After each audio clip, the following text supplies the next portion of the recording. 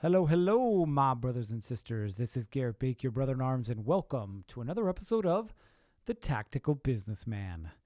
Today's topic, Boy Scout on my honor. Actually, it has nothing to do with honor, but that would be a good topic. I think I'll revisit that one. No, this has to do with a lesson that I learned now almost 30 years ago. That's right, 30 years ago. I am, if you're curious, an Eagle Scout. Yes, that is correct. And I was one of the one that lacked a lot of self-motivation, but I had a good father who managed to guide me along the process, if you will, incentivize me. So it was good. But so I wanted to share with you guys one of the things that I learned in Scouts, because it really is a good program, a really good program. And they teach a lot of life skills, but also some organization, some structure, some thinking, and some tools that young men will need later on in life. But when I was 12 or 13, I got the first aid merit badge. First aid merit badge. Now, this honestly is a skill that everybody needs nowadays because you never know when something's going to happen and you're going to have to deal with it. In fact, I wish my daughter could get it so that every time that she saw blood, she didn't feel like she was going to pass out or actually passes out. Yeah, she does that too. But the first aid merit badge, they teach you a lot of things about basic first aid, how it is that you deal with burns, how it is that you deal with cuts, with wounds and tourniquets and shock and CPR and all of these different things that are fundamental when it comes to ensuring the likelihood of someone's survival or giving them a shot. Now, when we first started doing this, the Scoutmaster set up a scenario, if you will, with a person, we'll call him a dummy, with a person where we walked into the room and we had to try out to figure out what's going on, right? The right order to do things, how to treat it and everything. I remember walking in and I was totally confused. Why? Because I didn't know what to do. The guy's not breathing and then he's bleeding on his leg and then he was passed out and there was all these things going on and it was like information overload and I didn't know what to do. And I started freaking out and panicking and breathing hard and then they'd bring in the next kid and he would do the same thing and the next kid and he would do the same thing. And we went through this for a while. And then finally the Scoutmaster brought us in and he goes, wouldn't it be nice if there was a way where we could take this chaos and make it all work for you? And we were all like, right? 12, 13-year-old boys. And so he taught us the order of, or priority, if you will, when dealing with injuries. Breathing, bleeding, shock, wound. Breathing, bleeding, shock, wound. And here we are almost 30 years later, and I still remember it. Breathing, bleeding, shock, wound. Why? Because once I learned that, then I understood the order of operations. I understood the priority, the things that needed to get done. I had to make sure the person was breathing first. Then I had to stop the bleeding. Then I had to treat for shock. Then I had to treat the wound. Very simple. And so it took all that pressure that I was feeling, all that stress and anxiety, and kind of pushed it to the side. Sure, I'd still have to deal with the blood, and sure, I'd still have to deal with, anything else that involved in that situation. But now I had a process. Of course, this came back to pay dividends when I was working as a police officer. Can't even tell you how many times we'd come across somebody who was in one of these different scenarios, right? Not breathing, or bleeding heavily, or going through shock, or they had a wound that we had to take care of. It was almost, at least it seemed like it was on a daily basis. So it really helped me. But here's the crazy part. The crazy part is I never once applied it to my personal life. So I became very skilled at using this order of operations at work. But the same order of operations that would have helped me not go through the disaster that was my marriage for so many years, that was my relationship, that was my ability to be a father, I never used it. So I just kind of winged it. And here's the crazy part. it actually got better at work and worse at home. Because as I progressed along, going through more training and being on the SWAT team and whatnot, the order of operations, not just when dealing with a wound, was expanded. So there was always a way that we dealt with a crime scene. We secured the scene. Then we interviewed the witnesses. Then we made sure that we had this and the next thing and the next thing. So everything was in order. Everything operated the way it was supposed to. When I got into organized crime and we started dealing with large-scale investigations, guess what? It's the same thing. We would do something called an operations plan. And in this operations plan, we would lay out specifically, what is it that we're trying to do? How is it that we're going to do it? What's our backup plan if that doesn't work? What if somebody gets hurt? What are the specific assignments for each person involved in the operation? It was crazy. Super detail-oriented. And believe me when I tell you, I used to hate it. I was like, well, let's just wing it kind of guy. But it worked. And it really worked, which is why I was able to have success in my career, not just through my actions, obviously, through those who I worked with as well. But it was us sticking to this order of operations, this plan of how we get things accomplished. But again, going back to my personal life, I never leveraged or used this in my personal life. So I would wake up on a Monday morning, have my week already, quote unquote, planned out at work. I knew the days I was going to work. I knew if I had training. I knew if I had court. I knew if I had any varying schedules. I knew this stuff, but at the same time, I had no idea how I was going to improve my relationship with my wife. I had no idea what I was going to do to make my kids want to hang out with me.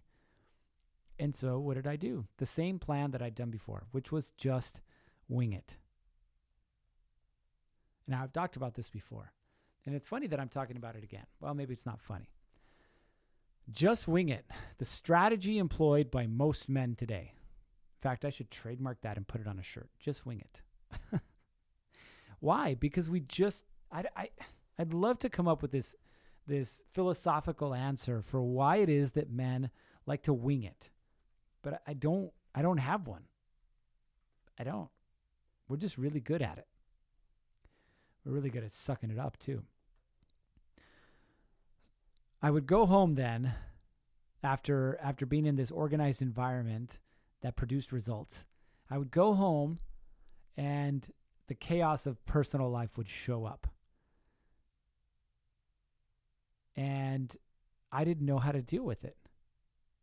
So I have my wife telling me that the kid is sick and I got to change a diaper. And then the dishes need to get done. And then the other one needs to be taken to school. And then she's late for work. And then the laundry hasn't been done, so I don't have clothes to wear. And then. And meanwhile, in all of this chaos, there's no time for us. We hadn't had sex in 2 weeks. I wanted to have sex. She didn't. And so I tried and squeeze in, sex in the little downtime that we had. Wouldn't happen. And then I'd get pissed off. And she'd get pissed off that I was pissed off. And it just kept going in this world of chaos. And I just wasn't seeing results. And so where does that lead us? That leads us exactly where we don't want to be. And that's anger, right? This path of anger. And we get so angry. Angry because things aren't working the way we want them to work. Now, specifically, yes, right now I'm using my personal relationship and yours as well. But I want you to also think about business because we're going to talk about this in a little bit. We're going to talk about this with your body in a little bit. But right now with the relationship, anger first. What's the first thing that you do when things aren't working the way you want them to at home? Honestly, you get pissed off. At who? At the very people that you're trying to get closer to. The very people that you want a deeper relationship with. And then step 2, blame. You start to blame. Who? Well, not you. Everything and everyone else around you. Again, you start to blame your kids for not wanting to spend time with you. You start to blame your wife for not wanting to have sex with you. And so you're just pushing the people that you want to spend more time with farther and farther away. Then step 3, the guilt. The guilt that comes with the fact that, I just yelled at my kid. Have you felt this before? I have. You lash out in anger and just bury them in emotion. And then you see that like sad face, the sobbing, crying eyes. And you're like, man, I am an idiot. And then you try and like undo it, but there's no way to undo it. You already did it. Or with your wife. You tell her that, she's the reason you're unhappy. And she's the reason this, and she's the reason that. And then you feel guilty because she's crying, or because she storms out of the house, or because she says she's going to take the kids and go to her mom's house for the weekend. And you're left all alone. And then after the guilt comes the shame. The shame of knowing that you're not where you want to be, that you're not getting the results in life that you want. And there's only one person to blame, and that's you. And you keep finding yourself in this cycle. Anger, blame, guilt, shame. Anger, blame, guilt, shame. All because you don't have a system to prioritize and execute. It's crazy, right? Now imagine what your relationship would be like if you had that. A way to prioritize the things that were going on in life and then just execute it.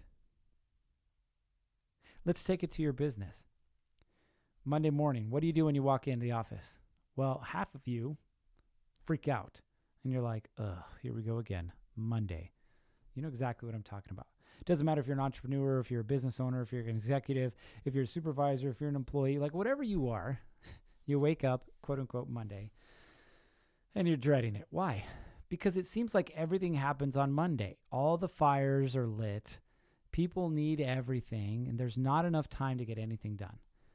And so you spend your entire day putting out these fires, which translates to the next day, to the next day, to the next day. And then come Friday, and you're like, I got nothing done this week.